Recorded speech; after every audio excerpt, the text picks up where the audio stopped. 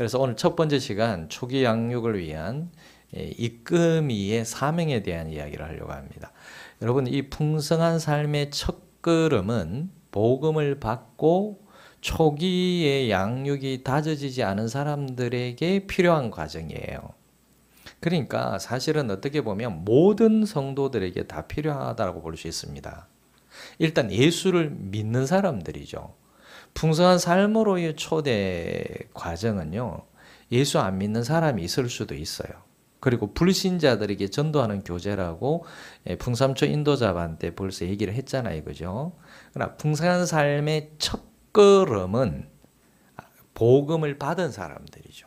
예수를 믿은 사람들이 초기의 양육이 잘 준비가 되지 않았을 때 필요한 과정이에요. 그러니까 여러분들 해봐서 알 겁니다. 예를 들어 텐텐텐 이런 거 있잖아요. 그죠? 큐티 훈련, 말씀 훈련, 기도 훈련 이런 거 기초적인 걸 배우는 거죠. 풍성한 삶으로의 초대를 통해서는 복음을 전하고 복음에 대해서 선명하게 이해하는 과정이고요. 그 다음에 풍성한 삶의 첫걸음으로 1:1 초기 양육을 합니다. 그 다음에 풍성한 삶의 기초로 사람들을 예수의 제자로 살게 하는 거죠. 또 그렇게 살게 되는 거예요. 그래서 이번에 4번의 강의를 통해서 풍성한 삶의 첫걸음을 어떻게 하면 잘 이끌 수 있는지를 알아보자는 거죠. 먼저 이끔이의 중요성에 대해서 이야기를 해보겠습니다. 여러분, 이끔이가 되고 누군가를 이끌어 간다는 것은요, 굉장히 의미가 깊고 중요한 거잖아요. 평생을 살면서 내가 어떤 한 사람도 이끌어 본 적이 없다. 신앙생활을 이끌어 줘 본 적도 없고 영적인 생활을 할 수 있도록 도와주고 양육해 본 사람이 없다면 저는 굉장히 안타까운 거라고 생각을 해요. 특히 자신의 자녀들을 영적으로 신앙생활을 잘 이끌어 본 적이 없다면, 여러분, 영적으로 이끌어 간다는 거는요, 다른 의미예요. 그냥 교회 나가라, 교회 나가라, 이거는 영적으로 이끌어 가는 게 아니라는 거죠. 실제로 신앙생활에 대해서, 말씀 묵상에 대해서 함께 이야기하고 또 사상에 대해서도 이야기하고 그러면서 같이 성장해 가는 거죠. 그런 이끔이 필요하다는 거예요. 여러분, 예를 들어 여행을 한다 그러면 숙소만 예약하고 출발하면 어떤 일이 벌어질까요? 거기 가서 모든 걸 다 해야 되는 거예요. 근데 여행을 갈 때 여러 가지 이런 준비를 다 해가지고 가면은 시행착오를 안 겪어도 되잖아요. 그죠? 근데 준비 전혀 없이 그냥 야 출발 가자 그러면은 어쩌다가 갔는데 억수로 맛있어요.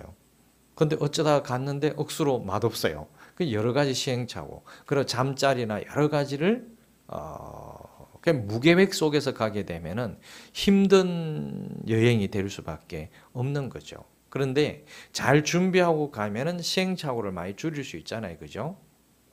그래서 내가 가고자 하는 곳에 정보를 수집하고 또 그 여행지에 대해서 잘 아는 사람이 있고 또 그 사람과 함께 할 수 있고 또 그 사람의 도움을 받을 수 있다면 헛된 시간을 보내지 않겠죠. 저도 생전 태어나서 처음으로 미국에 들어가면서 여행에 대한 공부를 할 수밖에 없었죠. 옛날 그 비행기 타고 출국하고 미국에 들어가는 거하고 많이 다르더라고요. 준비해야 될 것 다르고. 근데 막상 또 거기 갔는데 내가 혼자서 알아서 돌아다녀야 된다. 얼마나 힘들겠어요. 우리나라 상황과 너무나 다른데. 근데 거기에 살고 있는 사람이 안내를 하고 데려가고 따라가고 계획을 잡고 하니까 시간들이 헛된 시간들이 없는 거죠. 알찬 시간들을 보내는 거죠. 여러분, 인생도 마찬가지예요. 여러분, 인생은 몇 번 살아요? 딱 한 번밖에 못 살잖아요. 그래서 인생을 살면서 시행착오를 많이 하고 나서는 다음 생에는 잘 살아야지. 이게 가능합니까? 불가능한 거잖아요. 우리 손 집사님께서 다정이한테 다정아 미안하다 아빠가 이번 생에는 아빠 노릇 제대로 잘 못했으니까 다음 생에는 진짜 멋지게 잘할게. 이거 가능해요? 불가능하잖아요. 그죠? 부부가 앉아 여보 이번 생에보다 다음 생에 만나면 내 더 잘해줄게. 믿을 수 있어요? 믿을 필요가 없는 거죠. 말도 아닌 거죠. 그거는. 영적 성장도 마찬가지예요. 영적 초기 단계는요. 몇 번 올까요? 이것도 두 번 안 와요. 두 번 오지 않습니다. 그래서 스스로 의지적으로 영적 기초 단계, 초기 단계를 만들면 어떨까라는 생각을 해봐요. 그죠? 집사님 그 예수 믿은 지 교회 출석한 이후로 몇 년, 손 집사님? 교회 출석 이후로 지금까지 몇 년? 20년으로 봅시다. 유주쌤 몇 년? 교회 출석부터 지금까지. 예수 믿고 안 믿고를 떠나서. 10년, 10개월. 교회 출석한 지 10년. 10년 동안 교회 다녔잖아요. 그죠? 20년 동안 교회 다녔잖아요. 영적 초기 단계가 지나갔을까요? 안 지나갔을까요? 뭐 생각합니까? 지나갔죠. 벌써 지나간 거예요. 근데 그 초기 단계에 어떻게 배웠어요? 누가 가르쳐 줬어요? 아무도 안 가르쳐 줬죠. 그러니까 계속 어떻게 했어요? 시행착오를 겪었죠. 근데 20년 만에 10년 만에 영적 초기 단계에 해야 되는 거를 했잖아요. 그죠? 하고 나니까 어때요?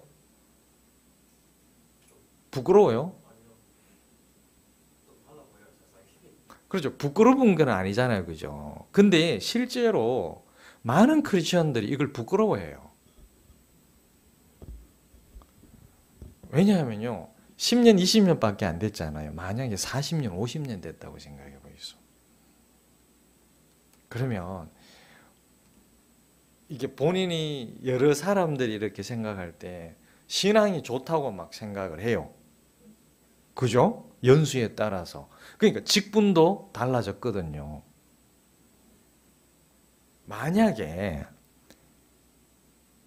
30대의 장로가 됐어요. 가능하거든요. 35 넘으면 장로 가능하거든요. 법에. 근데 제가 이거 시골에 있을 때 그분이 30대 장로가 되었어요. 옛날에는 30 넘으면 됐어요.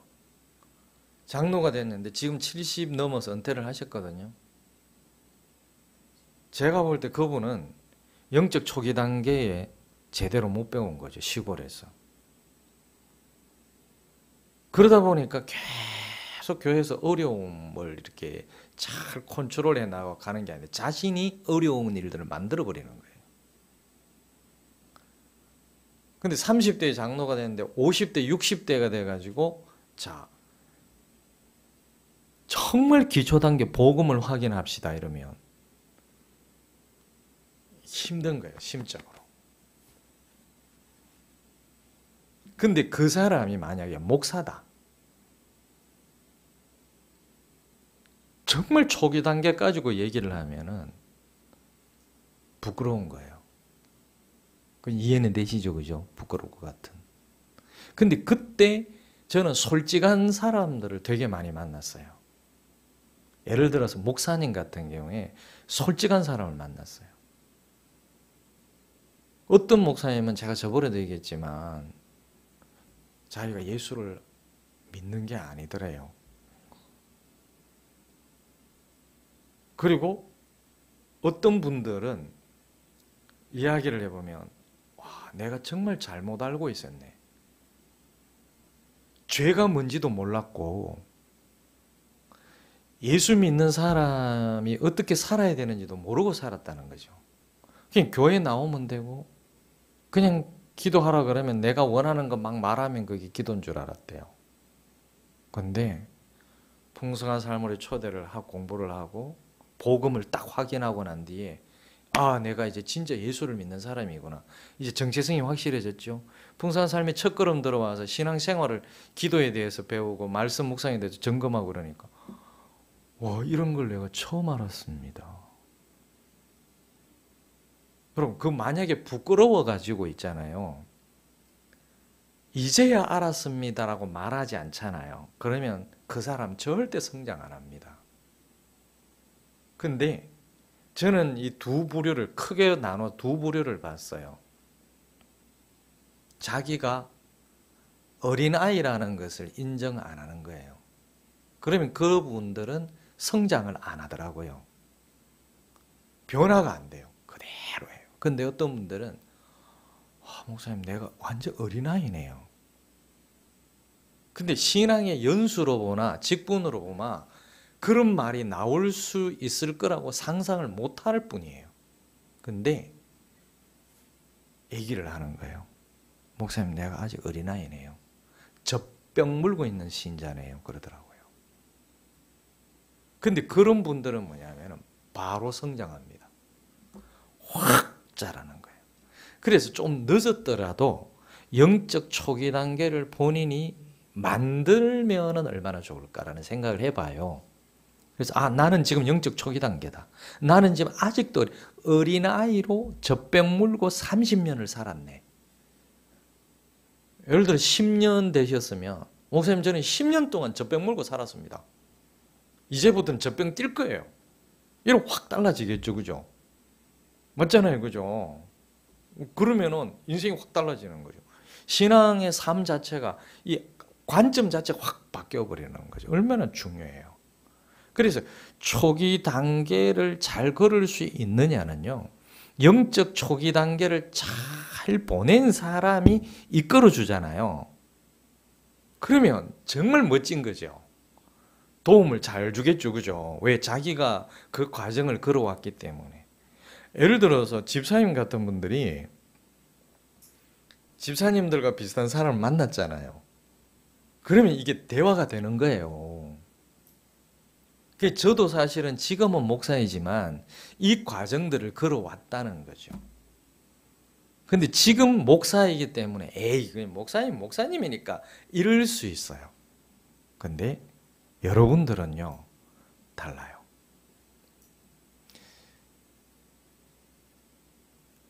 직분이 달라지기 전에 지금이 복음 전하기가 훨씬 좋습니다.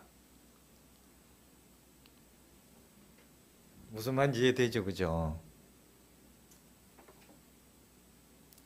그래서 정말 초기 단계의 경험은요, 소중한 경험이 될 거고, 그래서 초기 단계의 이끌이 역할을 한번 해본다. 이건 중요한 일이에요. 영광스러운 일이에요. 그 사람의 인생에 지대한 영향을 미치는 중요한 일입니다. 그런데 만약에 초기 단계를 잘못 시작한다면요, 그것을 바로잡는데 어떤 사람은 10년의 이상이 걸리기도 합니다.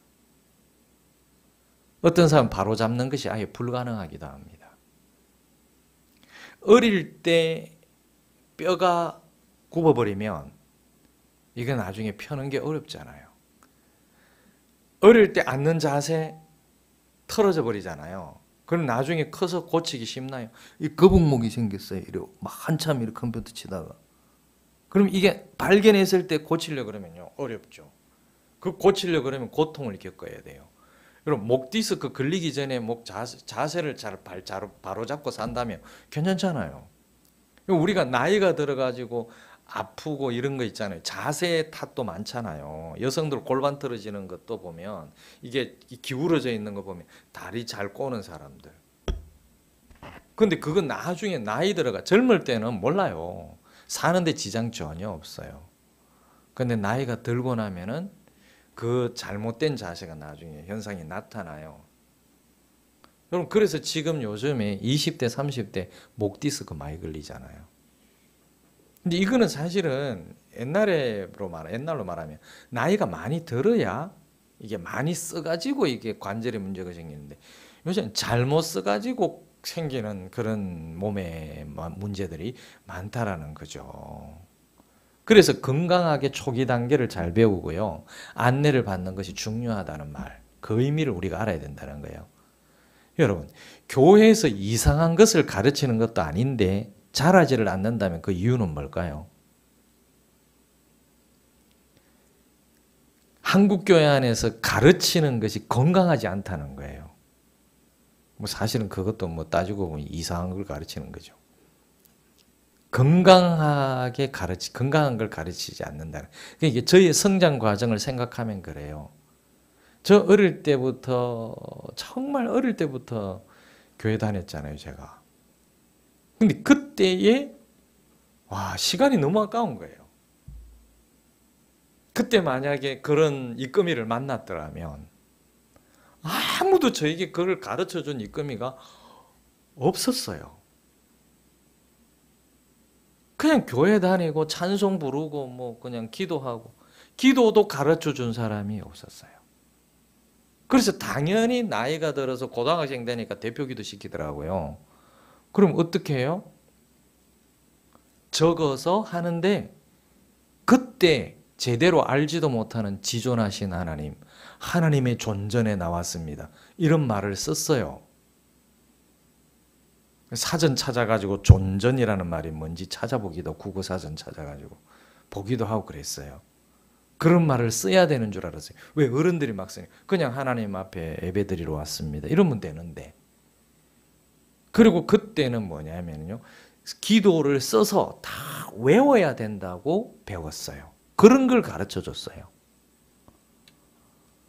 그래서 기도를 써가지고, 아니 학교 공부해서 학교 가서 외울 것도 많은데 교회 와서 또 기도 그걸 외워야 돼요. 그래서 컨닝은 좋은 거예요, 안 좋은 거예요? 안 좋은 거라고 배웠잖아요. 근데 기도도 컨닝했어요.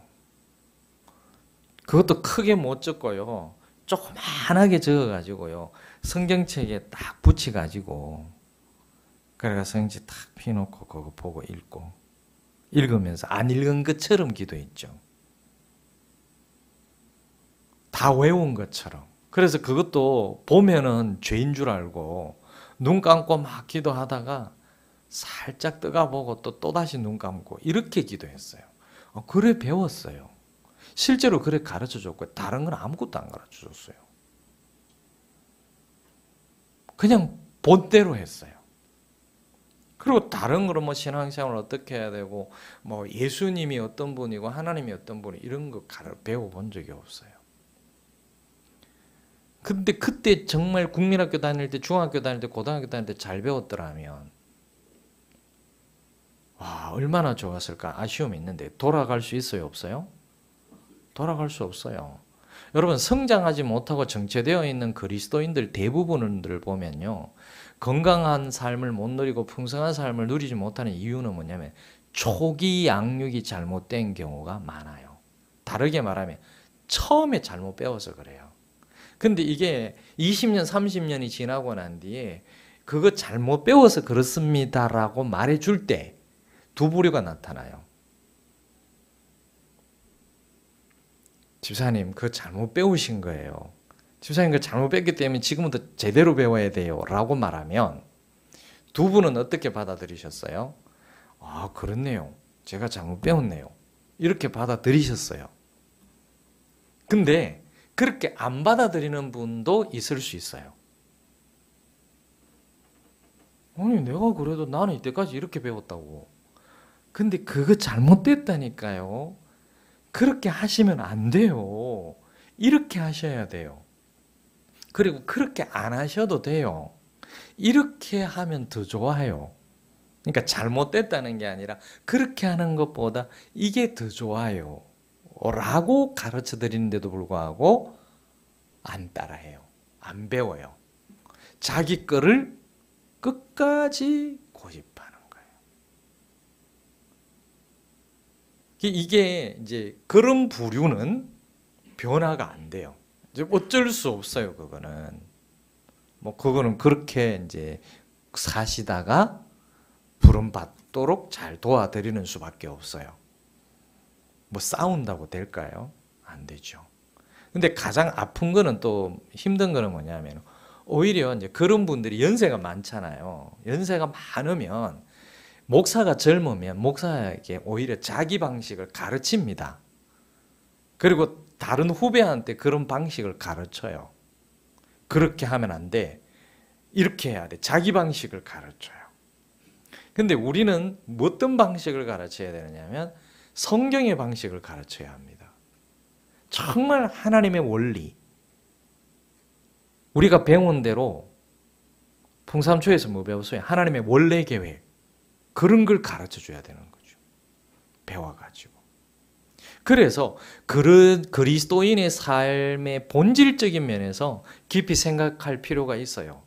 그래서 예수님의 가르침을 보면요, 예수님은 그 가르침을 통해서 우리에게 굉장히 중요한 것들을 얘기해 주셨잖아요. 그 예수님의 가르침을 잘 모아놓은 게 사복음서인데 그 중에서도 마태복음이에요.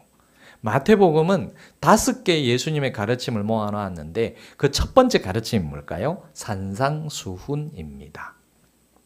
산상수훈의 결론 부분과 두 번째 가르침의 첫 번째 가르침의 결론 부분과 두 번째 가르침의 서론 부분을 보면은 이 막 다른 이야기를 하고 있는 것 같은데 중요하면서도 같은 얘기를 하고 있다는 걸 알게 되는데, 그래서 그걸 살펴보면은요, 우리가 영적으로 성장하면서 살아갈 때 정말 뭐가 중요한지를 알 수가 있어요. 그래서 먼저 예수님의 가르침의 결론과 서론을 한번 볼게요. 산상수훈의 먼저 결론을 보면은요, 마태복음 7장 24절부터 27절까지입니다. 같이 읽겠습니다. 그러므로 내 말을 듣고 그대로 행하는 사람은 반석 위에다가 자기 집을 지은 슬기로운 사람과 같다고 할 것이다. 비가 내리고 홍수가 나고 바람이 불어서 그 집에 들이쳤지만 무너지지 않았다. 그 집을 반석 위에 세웠기 때문이다. 그러나 내 아의 이 말을 듣고서도 그대로 행하지 않는 사람은 모래 위에 자기 집을 지은 어리석은 사람과 같다고 할 것이다. 비가 내리고 홍수가 나고 바람이 불어서 그 집에 들이치니 무너졌다. 그리고 그 무너짐이 엄청났다. 아멘. 자, 이 말씀을 이해하려면요, 이스라엘 지역의 이스라엘 땅의 그 기후와 지형을 아는 게 필요해요. 그 우리나라를 생각하면 이해가 안 됩니다. 이거는 이스라엘 땅을 이해를 해야 되는데, 거기에는요, 우리나라의 강처럼 늘 그렇게 흐르는 게 아니에요. 이 근기가 있고 우기가 있는데, 그런 지역에는요, 이 비가 올 때만 흐르는 냇가가, 이 천이 있어요. 강이 있어요. 그걸 뭐냐면 간헐천이라고 그래요. 간헐천. 많이 들어봤죠? 제가 설교할 때도 에레미야서 할 때도 얘기했고, 이제 간헐천이 있는데, 이 간헐천은 왜 생기느냐면 건기와 우기 때문에 생기는 건데요. 보통 때는 모래로 평평해요. 그냥 뭐 이래 사막, 그냥 평평한 땅이라고 생각하면 돼요. 근데 이 상황을 모르잖아요. 그러면 집 짓기가 쉽다고 평평한데 거기에다가 집을 짓부는 거예요. 근데 우기가 되면 어떻게 돼요?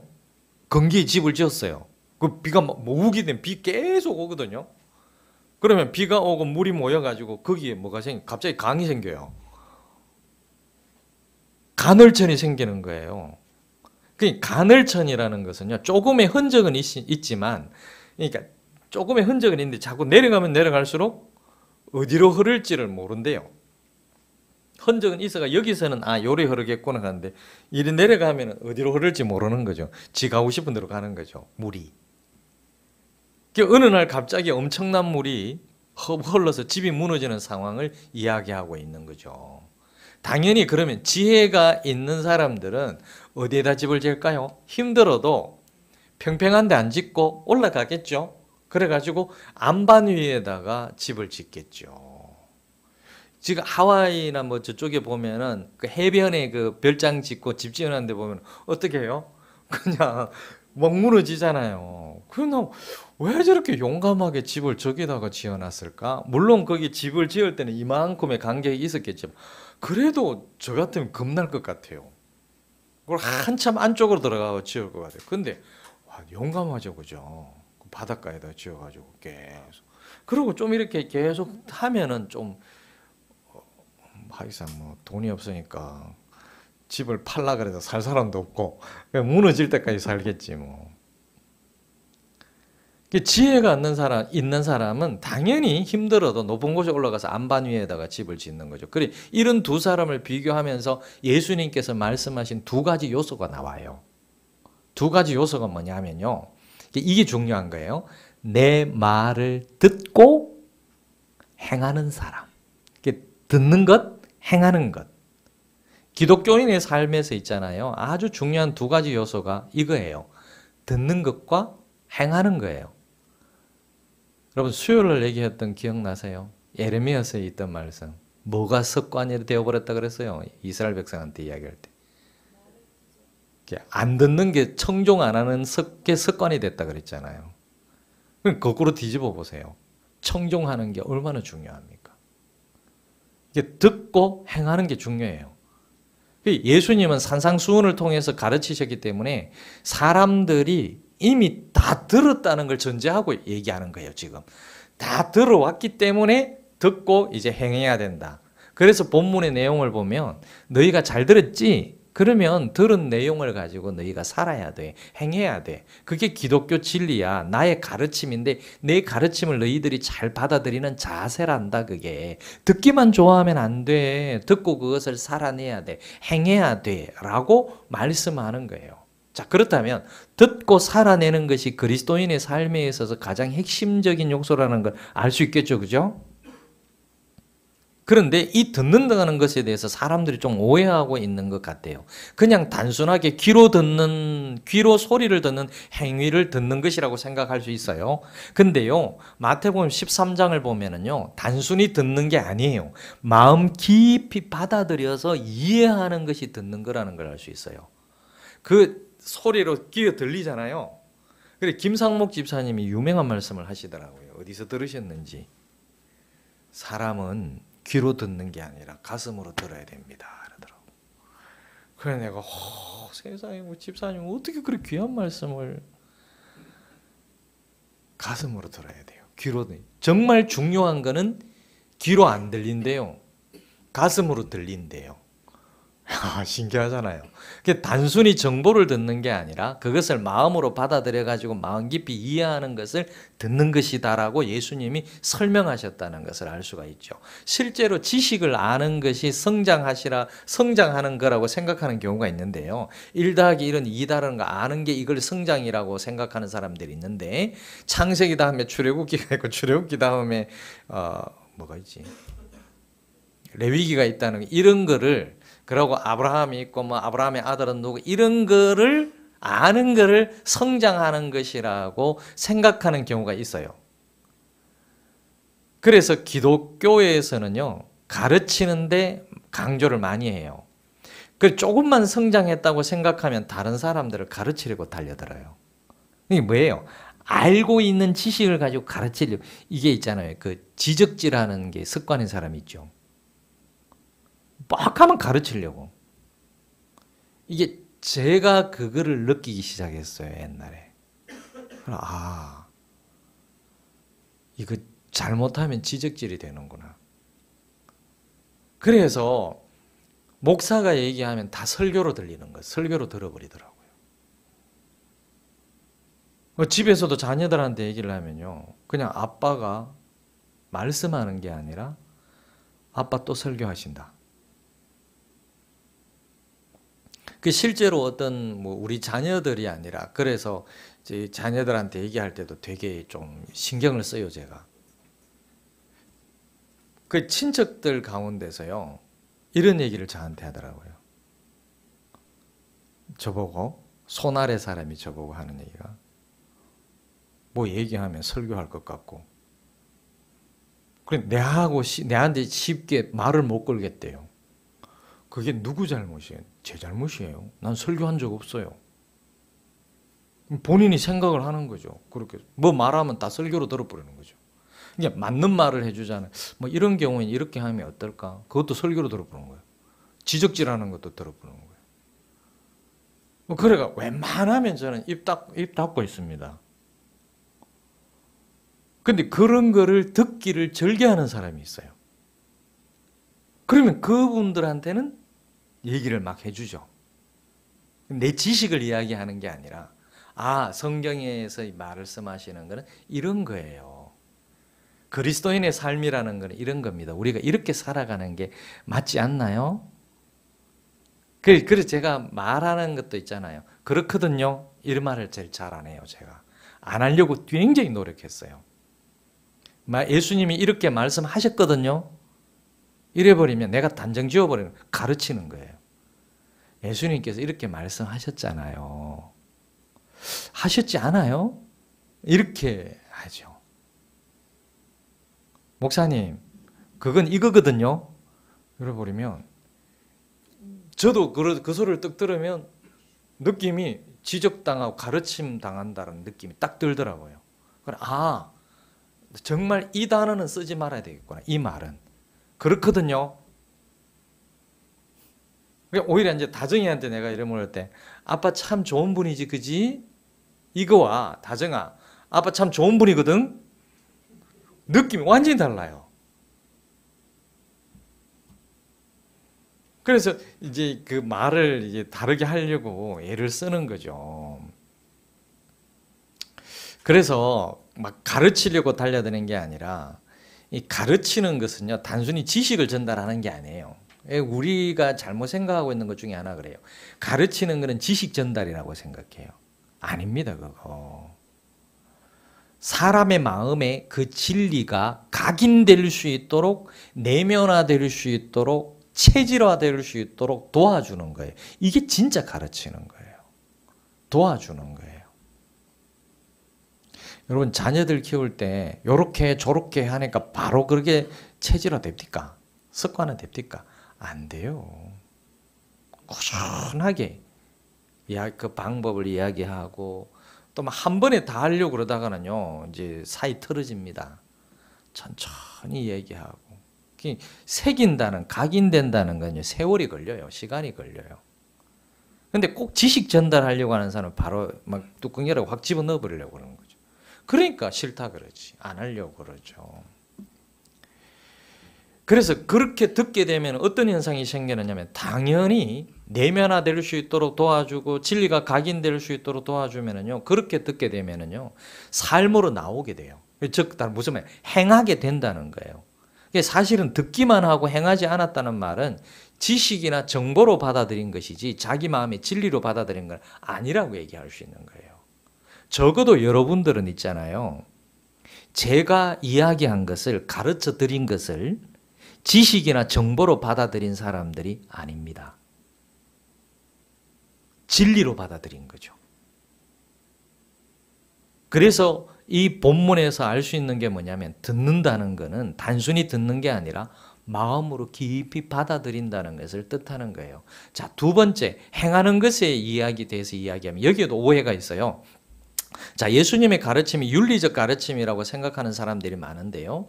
왼밤을 돌려대라. 원수를 사랑해야 된다. 이건 무엇을 해라. 윤리적인 예수님의 말씀을 순종하는 것이 행하는 것이라고 생각하는데 아니에요. 예수님은 윤리적인 어떤 규례를 가르치시는 분이 아닙니다. 예수님의 가르침은요, 예수님의 사상을 가르치는 겁니다. 우리 인간에게 정말 필요한 진리를 가르쳐 주시고 그 진리에 따라서 이렇게 살아야 된다라고 구체적인 예를 드신 거예요. 그런 것이지, 예수님은 우리 인간이 지켜야 될 율법을 가르치신 게 아닙니다. 어떤 규례를 가르치지 않았습니다. 그러니까 여기에서 행한다라고 하는 것은 뭐냐면은 어떤 윤리적인 가르침을 따라서 거짓말을 하지 않고 살인하지 않고 하는 그런 행함을 뜻하는 게 아니라, 예수님이 행하시고 가르치신 진리를 내 마음에 품고 그것을 따라서 살아가는 것을 뜻합니다. 그렇게 살아가면 당연히 거짓말 하라 그래도 안 해요. 거짓말 안 합니다. 살인? 당연히 안 합니다. 원수 사랑하게 되어 있어요. 예수님이 행하시고 가르치신 진리를 내 마음에 품고 살아가는 사람은요, 원수까지 사랑할 수밖에 없어요. 동의하시죠? 그죠? 그 진리를 마음에 품고 있는, 이 품도록 도와주는 게 이게 중요하다는 거죠. 그래서 산상수훈의 주제는요, 하나님 나라 백성의 삶이에요. 그런데 하나님 나라 백성은 이렇게 산다, 이 말씀을 예수님께 쭉 가르치신 다음에, 자, 다 들었지? 그러면 네 마음속에 받아들이고 그렇게 살아야 돼. 누려야 돼.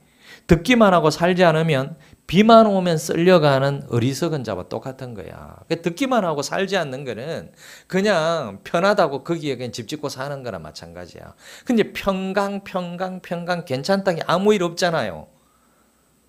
그런데 언제 쓸려 내려갈지 몰라요, 그게. 에레미야서 말씀을 다시 한번 떠올려 보세요. 백성들이 괜찮다 했어요. 그냥 뭔 소리에 저 에레미야 보고 거짓말장이라고, 저 나쁜 놈이라고 잡아가 가두고 구덩이에 집어넣어버리고 그랬잖아요. 여러분, 그 다음에 두 번째 비유를 봅시다. 마태복음에 나오는 씨 뿌린 자의 비유가 두 번째 비유인데요. 씨 뿌린 자의 비유는 마태복음 13장, 마가복음 4장, 누가복음 8장에 나오는데, 예수님은 앞부분에 비유를 말씀하시고 그것을 그 다음에 풀어서 말씀하시는데, 풀어서 말씀하시는 부분만 읽도록 하겠습니다. 하나님 나라 비유의 서론입니다. 마태복음 13장 18절부터 23절 시작. 너희는 이제 씨를 뿌리는 사람의 비유가 무슨 뜻을 지녔는지를 들으라. 누구든지 하늘나라를 두고 하는 말씀을 듣고도 깨닫지 못하면 약한 자가 와서 그 마음에 뿌려진 것을 빼앗아 간다. 길가에 뿌린 씨는 그런 사람을 두고 하는 말이다. 또 돌짝밭에 뿌린 씨는 이런 사람이다. 그는 말씀을 듣고 곧 기쁘게 받아들이기는 하지만 그 속에 뿌리가 없어서 오래가지 못하고 말씀 때문에 환난이나 박해가 일어나면 곧 걸려 넘어진다. 또 가시덤불 속에 뿌린 씨는 이런 사람이다. 그는 말씀을 듣기는 하지만 세상의 염려와 재물의 유혹이 말씀을 막아 열매를 맺지 못한다. 아멘. 자, 여기서 모든 밭의 특징이 뭐예요? 길가밭, 돌짝밭, 가시덤불. 똑같은 거 하나 있어요. 찾아보세요.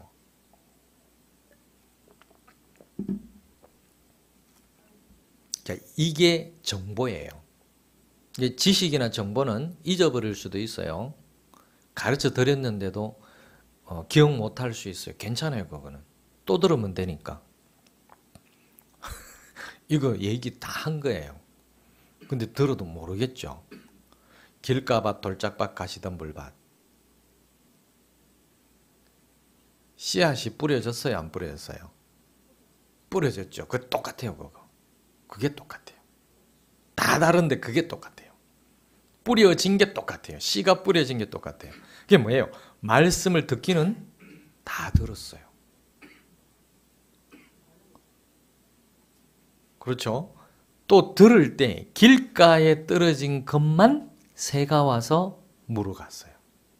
길가에 떨어진 것만. 한쪽 귀로 들어와서 다른 쪽 귀로 바로 나가버린 거예요. 제대로 안 들은 거예요. 그리고 나서 들을 때는 돌짝밭, 가시덤불, 좋은 밭에 공통점이 있어요. 돌짝밭, 가시덤불, 좋은 밭에 공통점이 있어요. 들을 땐 다 좋았어요. 근데 길가밭 하나만 떨어졌는데 들어왔다가 바로 나가버린 거예요. 근데 나머지 세 개의 또 밭은 다 똑같아요. 들을 때 다 좋았어요. 오, 이거 좋은 가르침이네. 이거 너무 좋네. 와우, 감동적이네. 나도 같은 생각이야. 처음에 이런 반응이 나왔다는 거예요. 그래도 이 세 개의 반응은 그나마 괜찮죠, 그죠? 근데 예배 시간에, 설교 시간에 진짜 이런 네 가지 반응들이 다 있어요.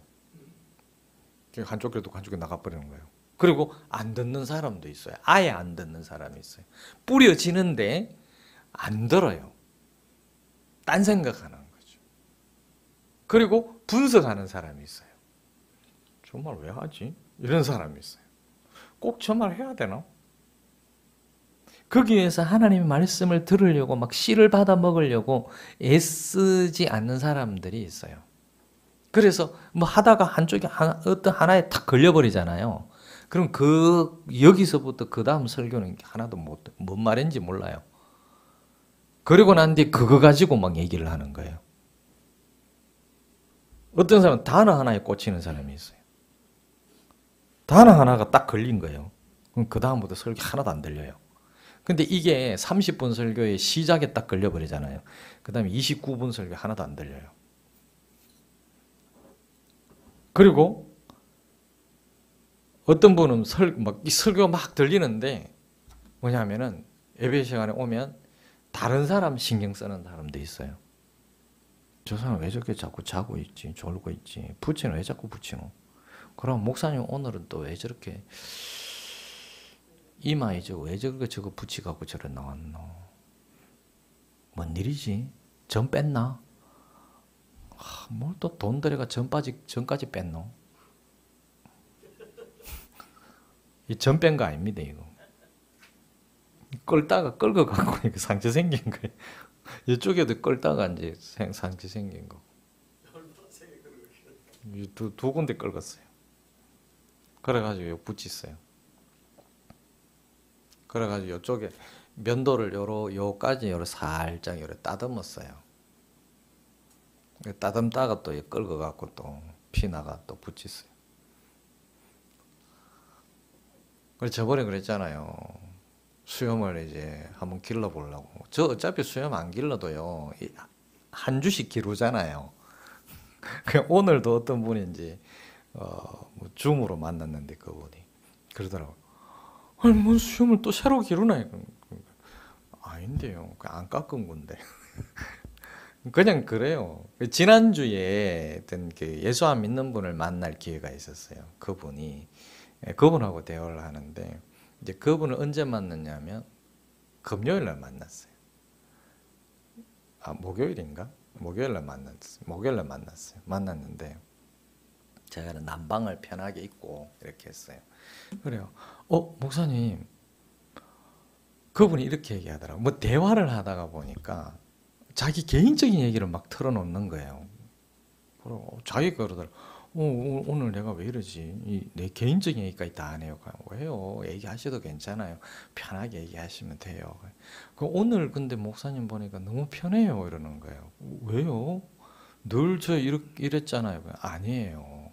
제가 저번에 만났을 때는 깔끔하게 해가지고 머리도 깔끔하게 해가지고 이렇게 뭐 가르마 타고, 요새 머리 제가 짧게 깎잖아요. 근데 뭐 짧게 깎으니까 가르마가 어디 없잖아요. 그러니까 이제 머리 쪽 이렇게 하니까 가르마도 있고 막 이래.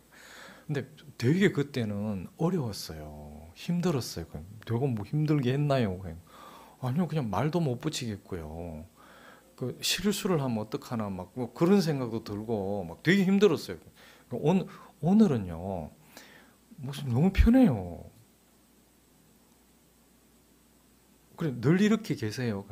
아니요. 이제 월요일 되면은 제가 깔끔합니다. 일요일 되면 깔끔해요. 그분 예수 안 믿는 분이라. 일요일 되면 제가 제일 깔끔하고요. 그래, 월요일 되면 조금, 그리고 화, 수, 목, 오늘쯤 되면 이래 돼요.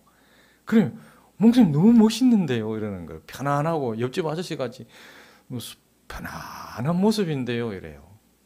근데 토요일 되면요, 이거보다 더 해요.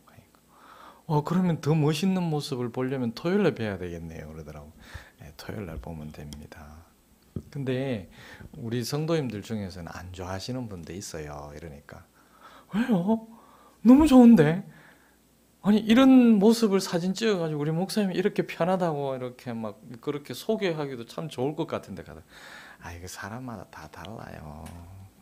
그래도 오늘 편하게 생각해 줘서 고마워요. 이게 옷도 이게 넥타이 안 매고 있으니까, 난방을 이렇게 입고 있으니까 자기가 얘기하기가 너무 편하대요. 그분하고 그 불신자 그분하고 얘기를 하면서 내가 그 생각을 했어요. 이럴 수도 있겠구나.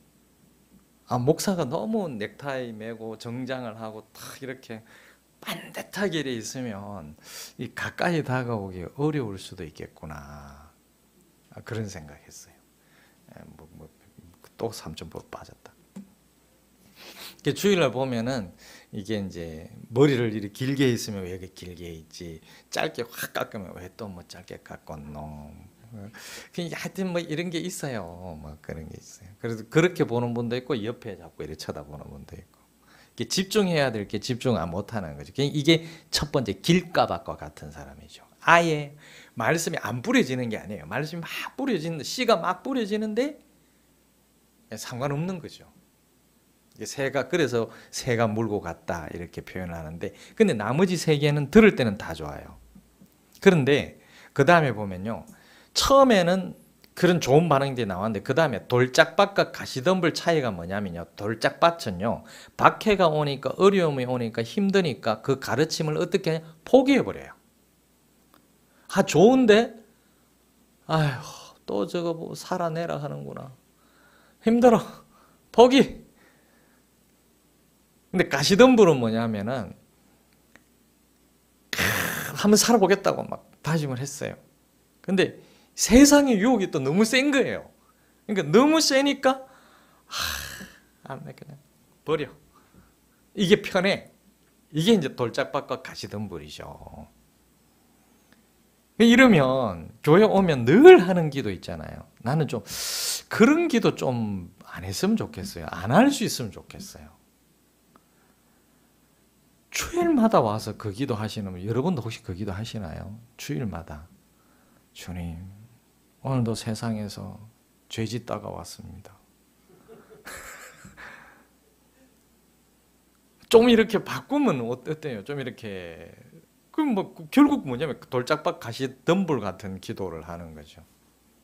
하나님 또 다 포기하고 또 왔습니다. 매주 그렇게 사는 거예요. 자, 주일날 와서 하나님 내 잘못했습니다. 이러고 월요일부터 토요일까지 또 그래 살아요. 버리고 살아요. 그리고 또 주일날 와가지고 이 사람한테 변화가 있을까 없을까요? 변화 없어요. 성숙, 성장 하나도 없어요.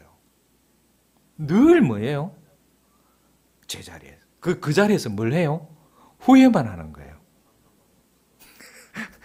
차를 분명히 있잖아요. 차가 잘못 돌아왔던 거 알았잖아요. 저쪽으로 가야 되는데 저쪽으로 가야 되는데 내비 아가씨는 맨날 계속 얘기해요. 잘못 돌았습니다. 다시 돌아가세요. 그런데도 들은 척도 안 해요. 아이고 저 가야 되는데 계속 그거 하고 있는 거예요. 이게 바로 돌짝밭 가시덤불. 이건 예수님이 우리에게 마태복음에서 7장에서 가르친 가르침을 발전시키는 거예요. 처음에는 듣고 행하는 자만 얘기했는데요. 이걸 좀 더 세분화시켜 가지고 설명하고 계신 거예요. 뿐만 아니라 지난 2000년 동안 우리 그리스도인들에게 굉장히 중요한 경고를 미리 해주신 거예요. 너희가 나의 진리를 들을 때 기쁜 마음으로 들을 거야. 그렇게 하면 끝나는 게 아니야. 어려움과 박해, 또 하나는 염려나 유혹, 이런 두 가지가 올 건데 이 두 가지에 밀려가지고 이 가르침을 포기하게 되면 아무 소용이 없는 거야. 그러니까 듣는 게 참으로 중요하다. 그러나 듣고 동의하고 감동만 받았다고 그게 내게 되는 게 아니야. 너희들께 되는 게 아니야. 살아내는 게 중요해. 그걸 누리는 게 중요해. 크레디트 카드 가지고 야, 나 오늘 크레디트 카드 신용카드 갖고 있는데 갖고 있으면 뭐예요? 끌어야 되는 거죠. 써야 되는 거예요. 그래서 살아낸다는 말은 누린다는 거예요. 유혹과 박해가 있어도 누린다는 겁니다. 그래서 세상 속에서 예수님의 가르침을 살아내는 게 그냥 사는 게 필요하다고 말씀하신 거예요. 그리고 마지막으로 가장 좋은 예를 좋은 밭에 떨어진 씨에 대해서 얘기를 하시는데 그 말씀 한번 읽어볼게요. 23절이죠. 그죠? 그런데 좋은 땅에 뿌린 씨는 말씀을 듣고서 깨닫는 사람을 두고 하는 말인데 이 사람이야말로 열매를 맺되 100배 혹은 60배 혹은 30배 결실을 낸다. 자, 비교해 보세요. 누가복음 8장 15절. 그리고 좋은 땅에 떨어진 것들은 바르고 착한 마음으로 말씀을 듣고서 그것을 굳게 간직하여 견디는 가운데 열매를 맺는 사람들이다. 예, 여러분 여기에서 깨닫는 사람이라고 했는데 누가복음을 보면요 뭐라고 얘기했어요? 바르고 착한 마음으로 말씀을 듣고요 그걸 굳게 간직하여 견디는 가운데 열매를 맺는다라고 자세하게 풀어서 말씀하셨잖아요. 열매 맺는다. 이건 어디에서 일어날까요? 삶의 현장에서 일어나는 거예요. 사실은 교회에서 일어나는 일보다 교회 밖에서 일어나는 일이 바로 열매 맺는 거예요.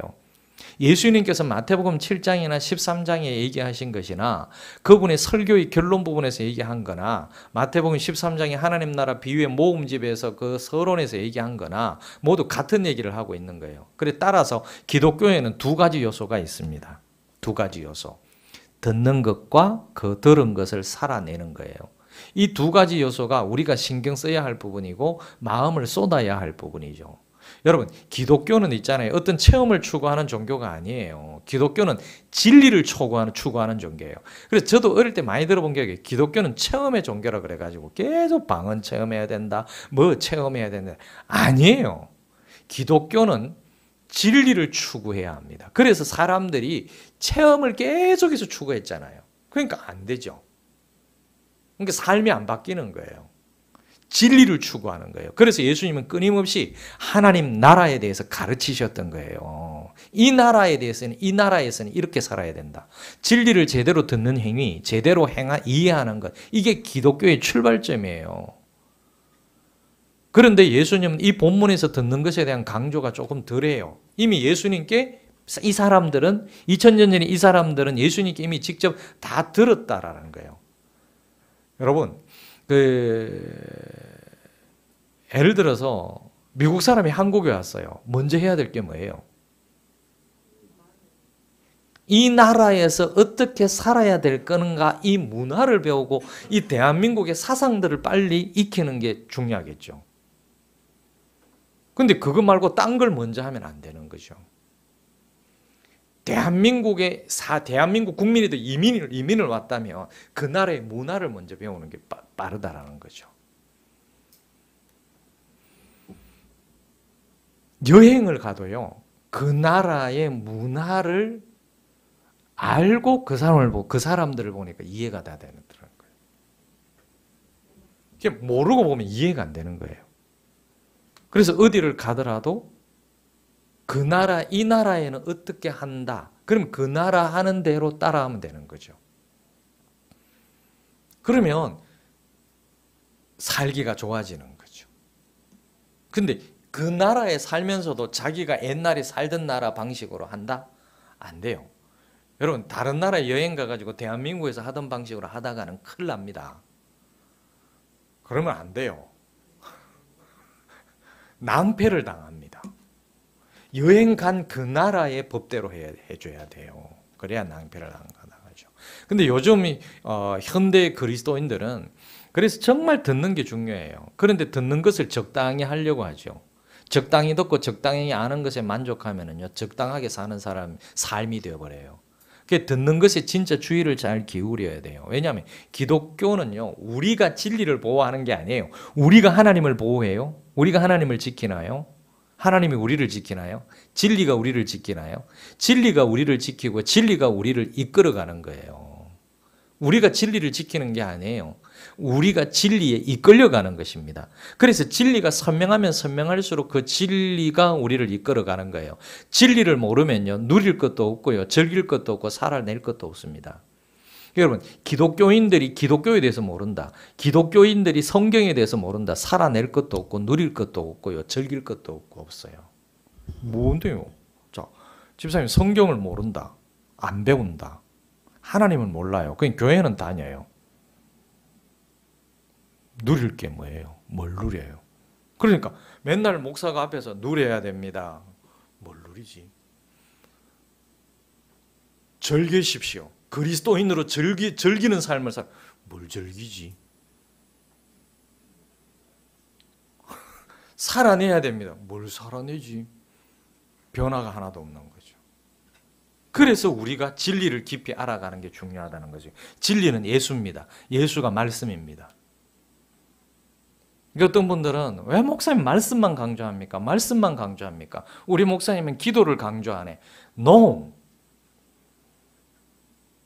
우선순위를 강조하고 있는 거예요. 말씀을 강조합니다. 말씀이 우선이에요. 말씀 없이 기도하면요, 온데 지 맘대로 돌아다닙니다. 근데 말씀을 갖고 기도하면 마음대로 못 돌아다닙니다. 말씀 안에서 기도할 수밖에 없어요. 그리고 말씀을 알고 진리를 추구하는 사람은요, 기도하라 안 해도 기도합니다. 정말 기도 열심히 하고 기도 많이 합니다. 무시로 기도합니다. 늘 기도합니다. 항상 기도합니다. 2000년 전에 그 당시에는 예수님께서 사람들에게 이미 들었으니까 이제는 살아내야 된다. 잘 간직하고 견디고 그래서 열매를 맺을 수 있을 때까지 살아내야 된다고 하신 거예요. 그렇게 될 때 내가 알아낸 진리로 누구에게인가 선한 영향을 주는 거죠. 30배, 60배, 100배의 열매를 거둔다는 말씀은 그 씨앗들은 또다시 뿌려져 가지고 또 다른 씨앗을 내게 만드는 거죠. 맞잖아요. 그죠?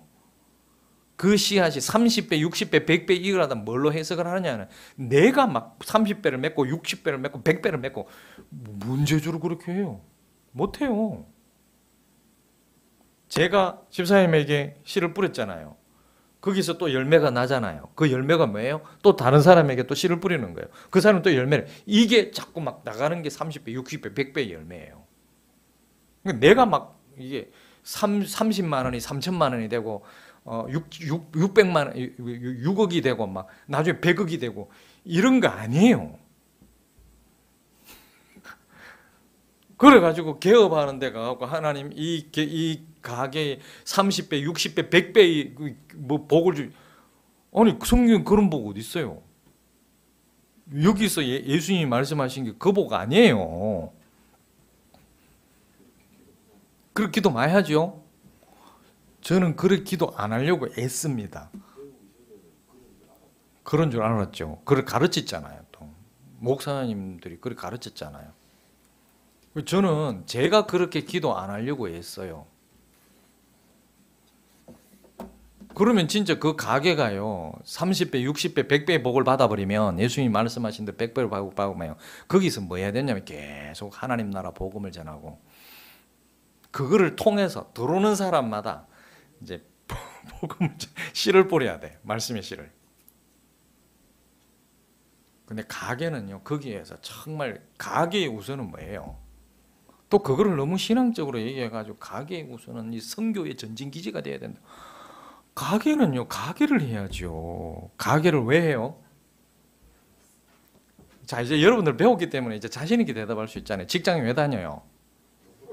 그렇지, 돈 벌러 다니는 거예요. 근데 또 우리는 옛날에 물으면요 이렇게 대답했어야 됐어요. 답은 정해져 있었어요. 하나님의 영광을 위하여.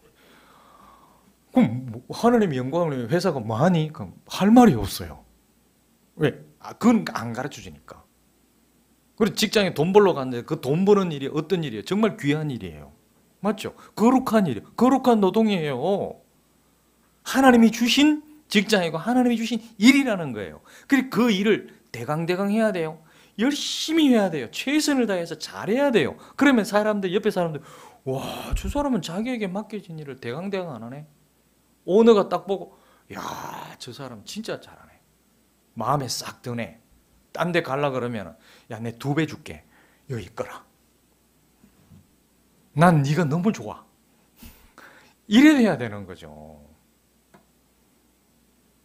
그래요. 그 최선을 다하는 거예요. 근데 그 돈 많이 받으려고 최선을 다하나요? 하나님이 내한테 주신 거룩한 노동이야. 이걸 통해서 내가 먹고 살 수 있고 내 처자식들이 먹고 살 수 있고 내 가족들이 먹고 살 수 있고 이걸 통해서 내가 하나님께서 원하시는 좋은 일도 할 수 있고 나눌 수 있고 섬길 수 있고 이런 정신을 가지고 일을 하는 거예요. 얼마나 거룩한 노동이에요. 그러니까 가게가 번창해야 되는 거예요. 그렇게 하면 가게가 번창할 수밖에 없고 열심히 자기 가게를 쓸고 닦고 따듬고 할 수밖에 없어요. 그게 하나님 나라 백성으로 사는 거예요. 그러다 보면은 거기 오는 사람은 저 사람 야 전에는 안 그랬는데 저 사람이 저쪽 교회 다닐 때는 안 그랬는데 이쪽 교회 가지만 사람이 달라졌어. 왜 그랬지? 야 그러면 물어와요. 당신 왜 그래? 우리 교회 와봐. 아니면 내가 매주 밥 사줄게. 내하고 이야기 좀 합시다. 그래가 복음이 전도되기 시작하는 거죠. 그러면은 벌써 그 사람을 만나는 것 자체가 뭐예요? 30배 이 결실을 향하여 가고 있는 거지. 씨를 뿌리잖아요. 그러니까 듣고 지나가지 않도록 만들어 버리는 거지. 근데 그런 씨 뿌리는 게요. 어떤 사람은 10년이 걸릴 수 있어요. 어떤 사람은 20년이 걸릴 수가 있어요. 그것도 끊임없이 뿌리고 여기서 샥 가는 게 아니라 이렇게 나 들어올 때까지 계속 하는 거죠. 그래서 또 다른 씨앗을 내도록 만드는 거예요. 내가 혼자 열매를 거두고 끝나는 게 아니에요. 그 말씀은요, 이것이 재생산될 것이라는 그 비전을 얘기하는 재생산의 비전이에요. 30배, 60배, 100배. 여러분, 한 사람이 두 사람이 결혼을 해가지고 아이를 한 명을 낳았어요. 이게 100배의 결실입니까? 뭐 수십 명을 자녀를 거느린 게 아니잖아요. 그러면 그 자녀가 결혼해서 아이를 둘을 낳았어요. 또 하나를 낳았어요. 그러면 그게 또 많아졌잖아요. 그런 거예요. 내가 10명을 안 낳아도 돼요. 괜찮아요. 내가 1:1 제자 훈련을 해가지고 한 명, 2명, 3명, 4명, 100명 안 해도 돼요. 한 명만 제대로 하면 돼요. 딱 한 명만. 딱 한 명만 제대로 하면요. 저는 그래서 딱 한 명만 제대로 하세요. 평생 딱 한 명만 제대로 한다는 그 심정으로 한번 해보세요. 저는 1년에 딱 한 명만 1:1 제자 훈련을 하겠다. 해보고 싶다. 1년에 매년 한 명만이라도 해보고 싶다. 그래서 제가 죄 쉬는 월요일 쉬는 날 안 쉬고 작은 교회 목사님 식사 대접하면서 제가 제자 훈련을 한번 해봤어요. 근데 한 사람 했잖아요. 100배의 결실이 나와요. 60배, 100배의 결실이 나와요. 그 교회가 바뀌어요. 근데 그분은요, 저보다 더 잘해요. 전 과정이 끝나기도 전에요. 불신자 전도하더라니까요. 어떻게 하냐면 풍성한 삶을 초대를 가지고 불신자하고 매주 만났는데 진짜입니까?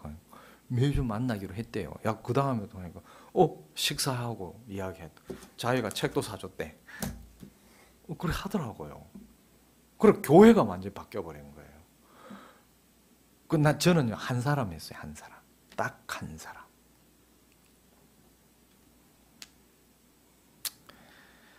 그러니까 예수님의 말씀을 잘 듣고 잘 살아내면요, 내 삶이 변하는 것으로 끝나는 게 아니라 반드시 벌어지는 건 뭐냐, 내가 변한 것처럼 다른 사람도 또 변화되게 되는 거예요.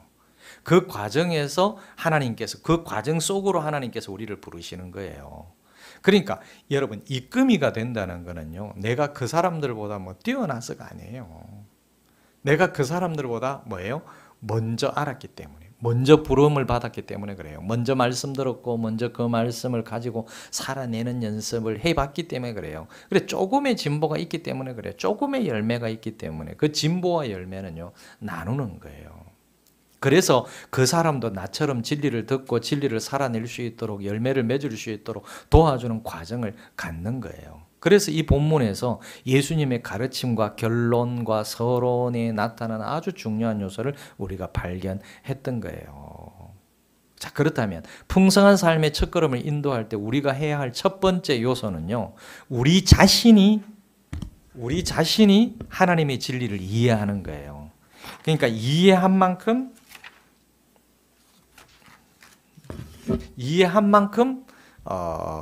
이해할 수 있도록 도와줄 수 있는 거예요.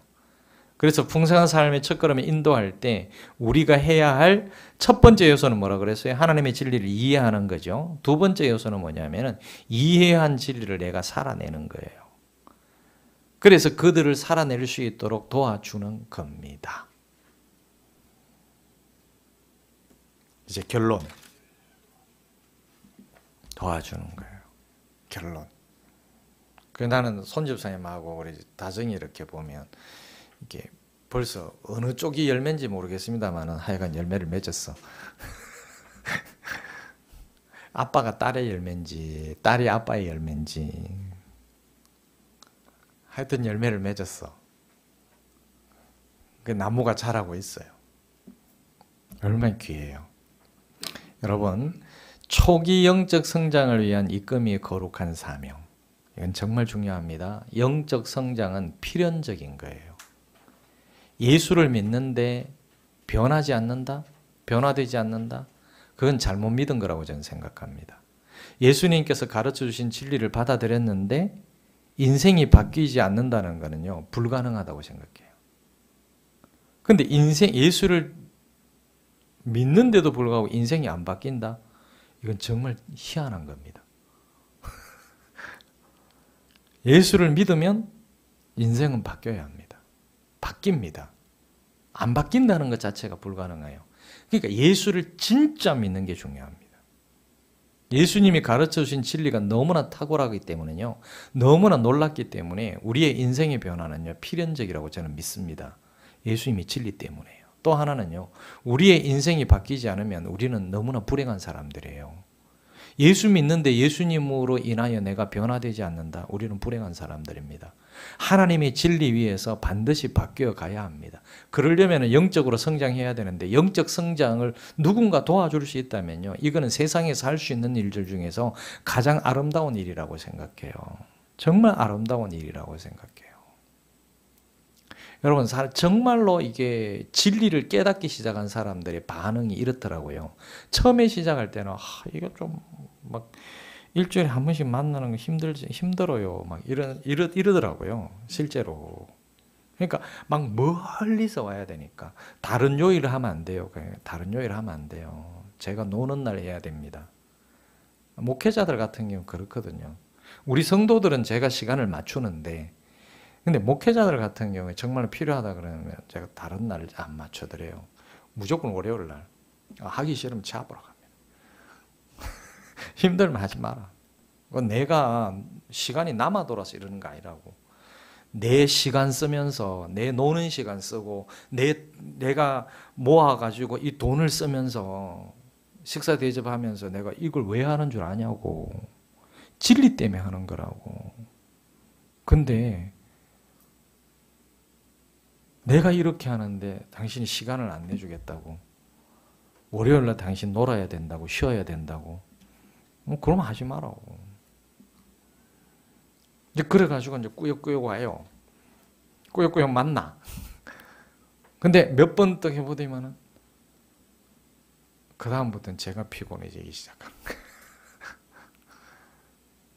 정말 열심히 하는 거예요. 이 진리를 깨달아 버린 사람들일 경우에 그랬어요. 이 형식이 아니더라고요. 막 어떤 날은 내가 막 너무 피곤하고 아파가고 쉽시다 이러면 너무 아쉬워하는 거예요. 다른 날 하면 안 되냐고. 이번 주 중에 꼭 해야 안 되냐고. 그냥 아니라고. 좀 쉬도 됩니다. 제가 이제 그렇게 하는 거죠. 여러분 진리를 깨달아 버리면 그래요. 그래서 그런 사람들을 도와준다는 건요 정말 여러분 귀한 일이에요. 그래서 풍성한 삶의 첫걸음이라는 이 교제를 통해 가지고요 우리가 예수를 처음 믿거나 예수를 오랫동안 믿었지만 성장하지 못하고 있는 분들이 있다면 잘 도와주고요 이분들이 다시 성장하거나 초기부터 잘 성장할 수 있도록 돕는 일들을 해야 된다는 거예요. 그래서 그냥 이런 말들을 굳이 안 해도 괜찮아요. 이런 사상이나 생각만 갖고 있으면 돼요. 갖고 있으면서 같이 우리 성장, 같이 우리 한번 해봅시다. 이렇게 하는 거예요. 여러분, 제가 지금 여러분 입금이 지금 강의를 하잖아요. 지금 다 끝났는데 입금이 강의를 듣고요. 듣는 걸로 끝나면은 이거는 다 공갈빵이에요. 헛빵이에요. 안고 없어요. 그러면 해야 돼요. 누군가를 붙잡고 해야 돼요. 그러니까 이 첫걸음은요 또 감사한 게 뭐냐 믿는 사람들하고 해야 돼요. 그리고 신앙생활 오래 한 사람이라도 같이 해도 괜찮아요. 이거는 자꾸 이렇게 초대라 그러고 첫걸음이라 그러고 기초라 그러니까 아니 내가 예수를 몇 년 믿었는데 아직까지 첫걸음이 첫걸음은 항상 첫걸음이에요. 팔공산 올라갈 때 몇 걸음부터 시작해요? 앞산 올라갈 때 엘리베이터 사는 첫걸음 항상 어디를 가더라도 첫걸음부터 시작하는 거예요.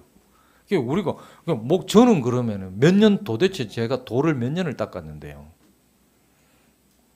아직도 제가 첫걸음 붙잡고 있습니까? 초대 붙잡고 있고 아직도 제가 복음 네 가지 복음 교재 보면 있잖아요. 그 네 가지 복음 거기에 그거 외우고 그거 막 기억하고 그러고 있습니까?